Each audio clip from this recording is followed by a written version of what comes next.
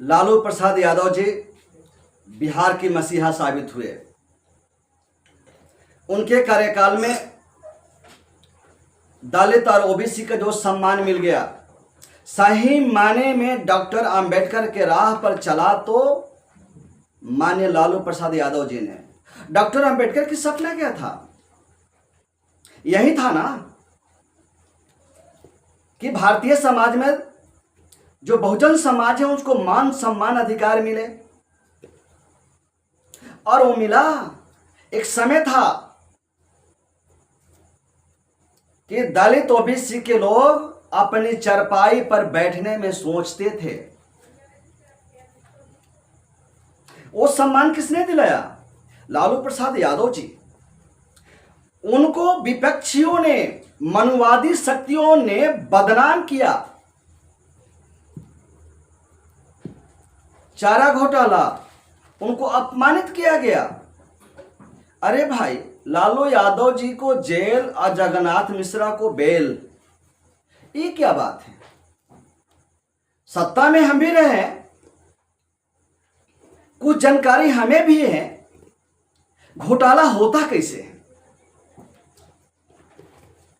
उसमें कलेक्टर साबित होता है, उसमें इंजीनियरिंग डिपार्टमेंट होता है, पूरा पैमाइश होता है, पूरा बजट बनता है, फिर वो पास होता है, फिर मंत्री या विधायक सांसद जिसके पास जिसका फंड होता है उसके पास जाता है और वो पेपर पर साइन करता है। उसमें ठेकेदार भी होते हैं। क्या उसमें ठेकेदार दोषी नहीं होगा? क्या इंजीनियरिंग डिपार्टमेंट दोषी नहीं होगा? क्या उसमें कलेक्टर दोषी नहीं होगा? क्या और उसमें नहीं दोषी होंगे? फिर एक तरफा वार क्यों किया गया? सर्वे कर लिया जाए। बिहार ही नहीं, पूरे देश के हर नेता को अगर सही माने में जांच कर लिया जाए, बीजेपी के एक एक नेता को, एनडीए के एक एक नेता को जांच कर लिया जाए तो दूध का दूध पानी का पानी हो जाएगा। किस नेता को कितनी बड़ी व्यापार है, सब दागदार हैं, कोई भी बचने वाला नहीं है। लेकिन नहीं करेंगे, दुश्मनी निकाले जाती हैं। तो दुश्मनी निकाल करके बहुत लंबे समय तक हुकूमत नहीं कर सकते। ये बिहार की जनता इस बार बदलने जा रही है। आज तक एनडीए गठबंधन की ओर से एक भी कोई पॉजिटिव वर्क नहीं किया गया बिहार में। या देश में किया हो तो बता दे। क्या बेरोजगारी खत्म कर दिया? क्या महंगाई खत्म कर दिया? क्या औद्योगिक क्रांति हो गई? क्या कृषि क्रांति हो गई? नहीं हुई ना।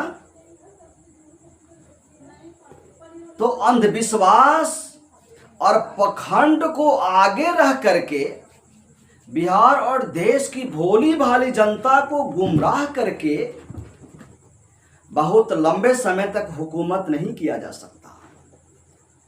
इसलिए बिहार की चुनाव में माननीय लालू प्रसाद यादव जी के साथ सभी जाति, सभी धर्म के लोगों ने सहयोग कर रहे हैं, क्योंकि बिहार की जनता भी अच्छी तरह से देख रहा है कि संविधान बचेगा तो हम बचेंगे। बीजेपी आरएसएस मानसिकता के एनडीए गठबंधन के लोग जातिवाद पर कुछ नहीं बोल रहे हैं। संविधान को कमजोर किया जा रहा है उनके सामने, खुद कर रहे हैं एनडीए गठबंधन के नेता। धार्मिक उन्माद फैल रहा है, कोई एनडीए गठबंधन का नेता नहीं बोल रहा है। देश किस दिशा में जा रहा है? अंधविश्वास की ओर जा रहा है। देश को जाना चाहिए टेक्नोलॉजी की ओर। कंप्यूटर, जहाज, ट्रेन, यह बने, ये एजुकेशन इंडिया के स्कूलों में हो, बच्चों को टेक्नोलॉजी पर पढ़ाई जाए।